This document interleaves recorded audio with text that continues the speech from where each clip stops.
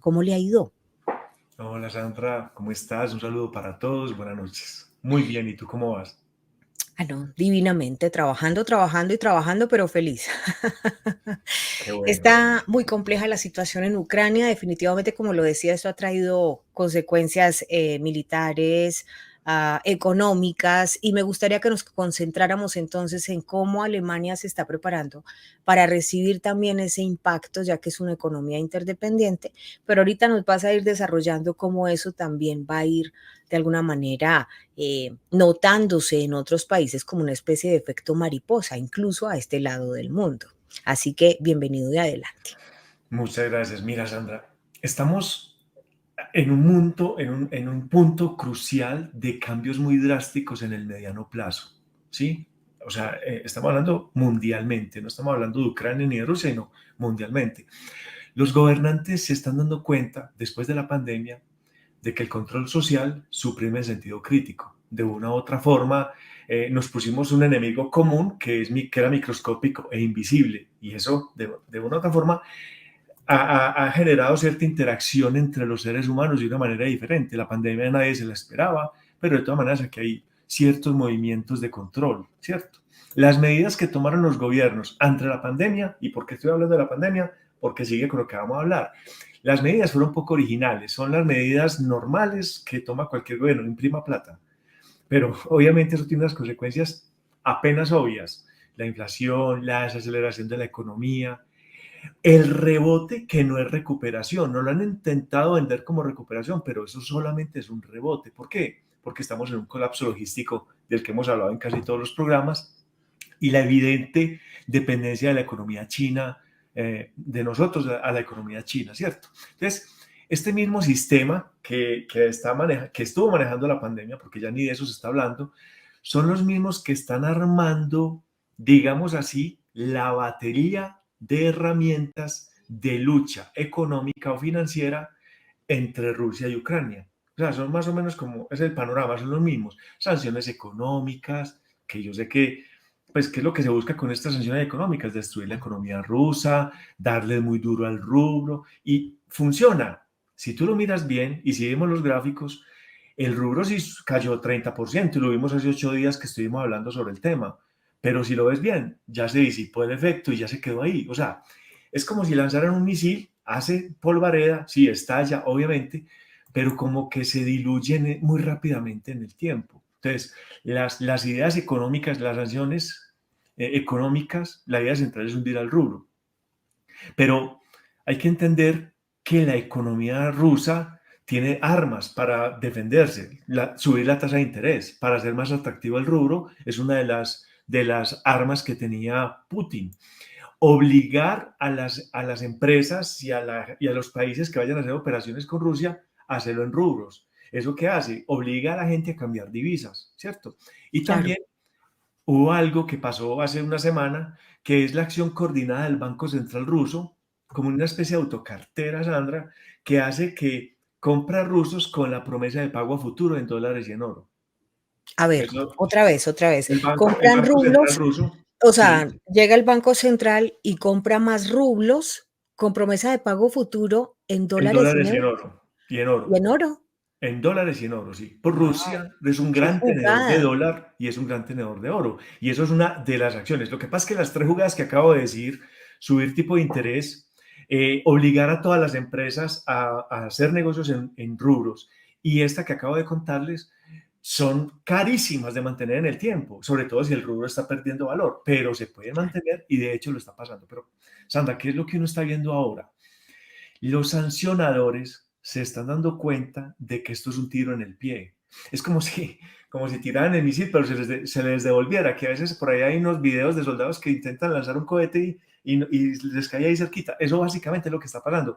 Todo lo que están haciendo les cae muy cerquita, porque es que el mundo, tú lo dijiste ahora, estamos muy conectados, esto es un efecto mariposa.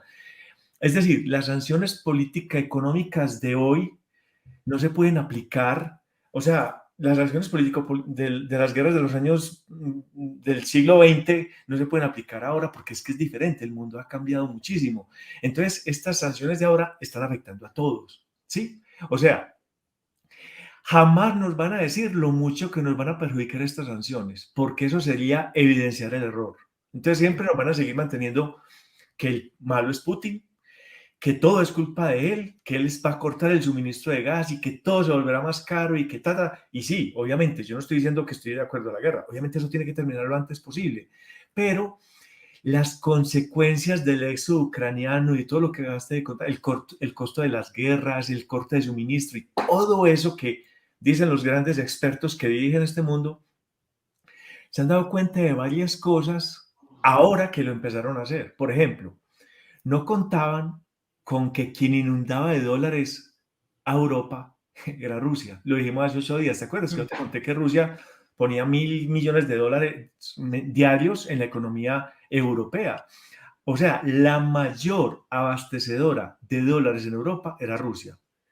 Y eso es un tiro en el pie, como acabo de decirlo, porque al bloquear eso, ahora los bancos europeos no tienen acceso a esa enorme cantidad de dólares que venían de Rusia, gracias a las sanciones. Fíjate que un día después estaba escuchando la conferencia del señor Borrell, quien es el presidente, por decirlo así, pues de la Comisión Europea, y él decía, de la Unión Europea, perdón, y él decía, eh, este tema de los dólares, más o menos esto llegó a decir, no voy a decirlo textualmente porque no lo recuerdo, pero decía, esta crisis, digamos, de dólar, de moneda extranjera, no lo dijo puntualmente del dólar, pero sí un poco ese vacío que dejaban esas transacciones con Rusia, dijo, es un problema que tenemos que organizar o que tenemos que resolver multilateralmente, varios países, como quien dice, aquí cada país tiene que decir cómo va a resolver de alguna manera ese déficit que queda luego de que se suspenden esas transacciones que de alguna manera era la que hacía llegar los dólares a la Unión Europa. Europea y era a través de Rusia. Claro. Entonces, mira, eso genera un efecto dominó impresionante. ¿Por qué? Porque al haber menos dólares, este se pone más caro y el euro cae. Ahorita te comparto el gráfico. Si quieres hablamos primero y ahorita les Sí, comparto sí. los gráficos para que vean la enorme caída que ha pegado el euro frente al dólar, porque el dólar está escaso. Entonces, a ver, como Estados Unidos había parado un poco la impresora, ¿se acuerdan que yo le había mostrado a ustedes la página web donde Estados Unidos imprime, imprime, imprime El y reloj de la deuda en el tiempo reloj de real. la deuda? Ellos han parado un poco porque la inflación les estaba pegando muy duro. O sea, les he contado obviamente desde que estaba en Estados Unidos lo caro que está estar allá, lo caro que es ahora. Entonces, la gente se está quejando, por eso le han bajado un poco la impresión del dinero. Entonces, el dólar no puede llegar allí. Es decir, están parando la impresión. Entonces, Europa está quedando sin dólares. Los dólares existentes son los que se tenían que repartir. O sea, lo que hay para repartir ahora es lo que existe. Rusia no vende dólares, los promete a los chinos. Mm. Eso es lo que está haciendo. Y Estados Unidos promete subida de tasa de interés. Acuérdate que hemos hablado, hace como un mes estuvimos hablando sobre que Estados Unidos y estos bancos centrales tienen que subir la tasa de interés con el tema de la inflación. Pues eso es lo primero que hay que hacer, porque si no, esto va a seguir. Pero entonces, ¿qué pasaría? Si Estados Unidos cumple la promesa de subir la tasa de interés, esto va a incrementar su valor. Si te das cuenta de la rueda, se Claro. va a incrementar el valor del dólar. O sea, ahora, otra cosa que no se han dado cuenta, ese incremento del dólar no beneficia a Estados Unidos. Perdón, hay un saludo a Pilar Londoño. Hola, bienvenida, Pilar. Yo te quiero preguntar, porque al día siguiente que se anuncian todas estas sanciones, de hecho, un día después de nuestra entrevista, cuando ya estaba efectiva esa sanción que suspendía a Rusia de todo el sistema SWIFT, que es ese sistema de transacciones El código. internacionales en dólar y en euros, en Colombia, por ejemplo, lo que pasó fue que bajó el dólar. ¿Por qué? Bueno, eso no tiene que ver específicamente con esa sanción. Tiene Ujú. también que ver con el valor del petróleo, porque recuerda que el peso colombiano tiene mucho que ver con el Ah, petróleo. sí, Entonces señor. eso ha sido lo que subió, lo que Y hizo bajar el está dólar a subiendo. 3.800. Y Ajá, el petróleo sí están está subiendo, que 121. ahorita nos vas a contar, Ahorita porque miramos eso los también gráficos. tiene que ver con todo esto, la escasez del petróleo ruso, en la medida que sancionan, que ya no permiten hacer transacciones, entonces se frena, digamos, esa adquisición para este lado de petróleo ruso, eso hace también que vaya a subir de precio, supongo. Claro, pero por ejemplo, lo que está pasando con Europa, con el euro, es básicamente la escasez del dólar, ¿cierto?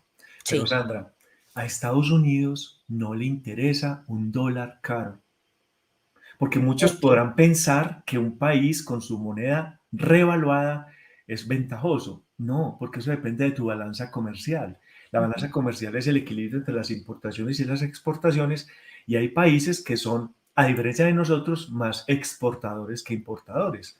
Por lo tanto, su moneda no conviene que sea muy cara, pues porque primero hay inflación. Segundo, eh, la gente sale a comprar a otro lado, porque si tu moneda está muy cara, pues te vas para China, o te vas para Canadá, o te vas para otra parte. O sea, reduce la competitividad, porque los costos siguen disparados, pero sigue peor todo. Sí, eso es lo que está pasando. Entonces, ¿qué va a hacer la Fed? Si sube la tasa de interés, Sandra, va a imprimir más dólares. ¿Y entonces qué va a pasar si imprime más dólares? Se genera más Más inflación. inflación, ¿Te das claro. cuenta? ¿Verdad? Impriman. O sea, mira lo que acabamos de decir. Impriman o no impriman. No se puede evitar la inflación. ¿Sí ves lo que está Wow. pasando? No importa lo que haga Estados Unidos, la Fed, no se puede. Entonces, mira, el euro, bajo esta consecuencia, lo que estoy contando, entonces los productos europeos bajan de precio. ¿Por qué? Porque el euro está barato. Entonces, para nosotros los de afuera, los extranjeros, se nos pone más barato Europa, algo que no es muy normal, se nos pone más barato. O sea, favorece las exportaciones, pero los productos importados se ponen más caros. O sea, para Europa importar le sale más caro porque tiene que sacar más euros para comprar lo mismo. O sea, se necesitan más euros para adquirir la misma cantidad de cosas de antes. De ese modo, la balanza exterior se degrada en muy corto plazo en Europa. Europa en general, no estoy hablando solo de Alemania, Europa en general, obviamente Alemania esto la golpea mucho más, pues porque es la locomotora europea. Entonces, las exportaciones disminuyen con la bajada de precios y las importaciones aumentan, es decir, más inflación. ¿Te das cuenta que por donde lo pintemos es más inflación? Claro, o sea, el bolsillo sí que se nos va a joder a todos. Y eso le pega durísimo a este lado del continente, o sea, a todos, Claro. a todo este lado del mundo. O sea, toca buscar otro culpable más que la guerra. Mm, Es obvio que sería mejor el mundo sin guerra, pero toca buscar alternativas. por ¿Por qué? ejemplo, A ver, mm, vamos a pagar más por toda la vida que llevamos en este momento. O sea, vamos a seguir pagando más. Europa seguirá pagando más de 1.500 millones de euros diarios a Rusia por el gas. Porque decime con qué se reemplaza ese gas. No se no, puede, y y es menos en que, esta época. de hecho, uno de los ministros alemanes dijo: "Mire, a corto plazo yo no puedo, digamos, ¿cómo se dice?, prescindir del gas ruso, a corto plazo no puedo", o sea, y acuérdense que estaban hablando con otros 2 proveedores, pero eso todavía no está resuelto, y anunciaron, de hecho, no solo se está subiendo muchísimo, no solo en Alemania, o sea, en toda la Unión Europea, pero además es que anunciaron que probablemente iba a haber recortes, ¿sí? Y esto, a mí me preocupa porque suena como a racionamiento, no sé tú cómo lo ves. Claro, lo más probable es que les toca racionar. A ver, todavía no hay desabastecimiento, Putin no ha cerrado los grifos, todo está perfecto, el hombre sigue recibiendo 1.500 millones de euros diarios, por ese lado no hay ningún problema. Pero a ver, ten en cuenta de una cosa, ante tanta sanción, uno no sabe qué decisión toma él. A él, como les digo, cada golpe le pega en el momento, pero después se diluye el impacto por alguna razón. Las razones, pues yo te voy a decir una que yo creo que está pasando y es un Ujú. arma muy poderosa que tiene él, se evidencia en los comportamientos que se ha tenido y es una cosa que está cambiando el curso de esta, por así llamarlo, guerra económica, porque yo no me quiero meter en la guerra militar, ¿cierto? Yo Ujú. hablo de la guerra económica. Tú eres geoeconomía pura y Exacto. dura. La nueva arma son las criptos. Sandra, Ya. las criptos, ¿te acuerdas que lo dijimos hace como un mes y medio que yo estaba en Estados Unidos que te dije, no, las cripto, o sea, a Putin tiene una nueva arma que son las cripto. ¿Y por qué te digo esto? Porque es que lo que se viene ahora es una guerra, mira de la guerra que voy a hablar, es una guerra entre el establecimiento sociopolítico y económico global y el nuevo modo de gestión descentralizado de los activos. Económicamente hablando, aquí estamos hablando ya de una partición del mundo a nivel global. Y ustedes dirán, pero ¿y eso por qué se está dando? ¿O por qué se va a dar? Pues mira, la pandemia nos puso a pensar desde la inteligencia artificial y desde la captura de datos y desde todo lo que conocemos hasta ahora que se puede hasta saber de una persona con tapabocas, o sea, de todo ese tema de reconocimiento facial y todo lo que ustedes ya saben que aceleró la pandemia.